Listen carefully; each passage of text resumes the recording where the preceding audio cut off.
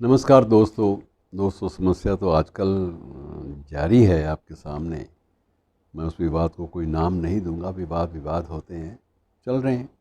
और समय की कसौटी पर ये विवाद कोई बहुत ज़्यादा लंबी अवधि तक चल नहीं पाते। अक्सर देखा है कि विवाद हुए, कुछ अर्सा तक उनको खींचने का प्रयास किया गया और उसके बाद विवाद अपने आप ही सतह पर चले गए, क्योंकि समय के पास या आपके जीवन के पास भी इतना वक्त नहीं है, इतनी अवधि नहीं है कि आप किसी भी छोटे मोटे या किसी बड़े विवाद को लंबी अवधि तक खींच कर ले जाएं।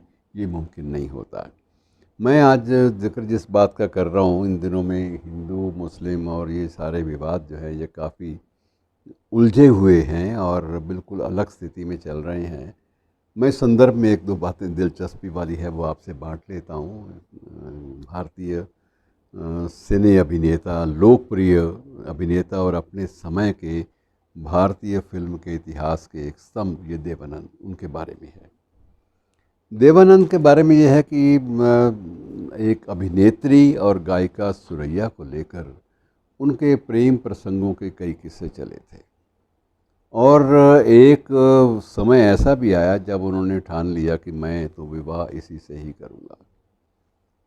लेकिन सुरैया की जो नानी थी, मैटरनल ग्रैंड मदर आप कह सकते हैं, नानी अड़ गई कि नहीं, ये तो मुमकिन नहीं है। या तो देवानंद मुस्लिम बने और सुरैया जो है उसको मैं धर्म परिवर्तन की इजाज़त नहीं दूंगी जब तक वो स्वयं अपने आप को कन्वर्ट नहीं करता।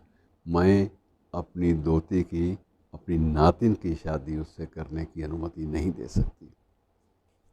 बात ख़त्म हो गई। और देवानंद भी ऐसे नहीं थे कि वो एक प्रकार से तत्काल धर्म परिवर्तन के लिए दीवानगी का वो चरम छूने पर उतारू हो जाते। तो हुआ वही कि बात टूट गई। लेकिन सुरैया ने आजीवन शादी नहीं की। उसके मन में एक जो लगाव था वो बना रहा और उस लगाव की बलि वेदी पर उसने नानी के साथ अपने संबंधों को भी कुर्बान नहीं किया और नानी के साथ अपने संबंधों और अपने मान सम्मान के लिए अपने प्रेम को भी कुर्बान नहीं किया। दोनों बातें हो गई। बाद में इसका विवाह जिससे हुआ, कल्पना कार्तिक से देवानंद का, तो वो भी उसका जो शुरुआती नाम था वो भी मोना था और वो भी पंजाबी थी। सुरैया भी मैं आपको ज़रा दिलचस्पी के लिए बता दूं कि वो भी ठेठ पंजाबी थी, पंजाबी परिवार से थी। उस वक्त पंजाबी परिवारों का मतलब ये होता था कि तब ये विभाजन नहीं था और उस वक्त भारत और पाक की बातें अलग अलग होती थी। लेकिन कुछ धरातल के जो तथ्य हैं वो देवानंद को उस वक्त कचोटने पर आमादा हो गए जब उनकी एक फिल्म आई प्रेम पुजारी, और प्रेम पुजारी में उस फिल्म के खिलाफ उत्तर प्रदेश के बहुत सारे नगरों में प्रदर्शन हुए और मुस्लिम प्रदर्शनकारियों ने मांग की कि इस फिल्म पर बैन लगना चाहिए। और इस फिल्म की पटकथा के बारे में यही कहा जाता था कि 1965 के भारत पाक युद्ध पर आधारित है और इसमें पाकिस्तान की शिकस्त या पराजय का उल्लेख है, इसलिए इसको ज़्यादा तरजीह नहीं दी जानी चाहिए और इसे ये खाम खामे अनावश्यक रूप से उकसाती है एक वर्ग को, इसलिए इस फिल्म के प्रदर्शन की अनुमति नहीं दी जानी चाहिए। लेकिन ऐसा नहीं हो पाया। फिल्म पर पाबंदी की बात जो है वो स्वीकार नहीं की गई और प्रदर्शन हुए 4 दिन, उसके बाद समाप्त हो गए। तो इस प्रकार से एक विवाद जो है वो थोड़ी देर के लिए ज़िंदा रहते हैं, लेकिन उसके बाद धीरे धीरे वो मरना भी शुरू कर देते हैं।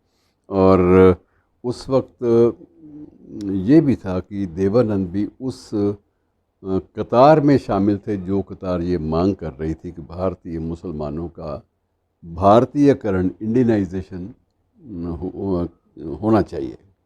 और इस भारतीयकरण की मांग सबसे पहले तत्कालीन भारतीय जनसंघ के एक अध्यक्ष थे, प्रोफेसर बलराज मथोक, बड़े प्रखर नेता थे दिल्ली के।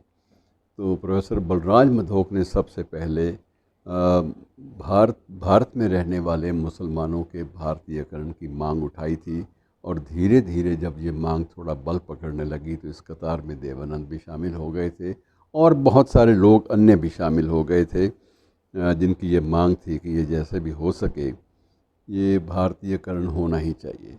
लेकिन भारतीयकरण का मतलब क्या है, इस बात को स्पष्ट रूप से परिभाषित ना तो देवानंद कर पाए, ना ही बलराज मधोक साहब कर पाए, और वो मुद्दा उठा और उसके बाद वो मुद्दा समाप्त भी हो गया, और उसकी कोई तार्किक लॉजिकल कंक्लूजन, तार्किक परिणति नहीं हो पाई। मित्रों ये सिलसिले हैं जो चलते रहेंगे, लेकिन देश एक रहना चाहिए, सबसे बड़ी बात यह है। शुक्रिया।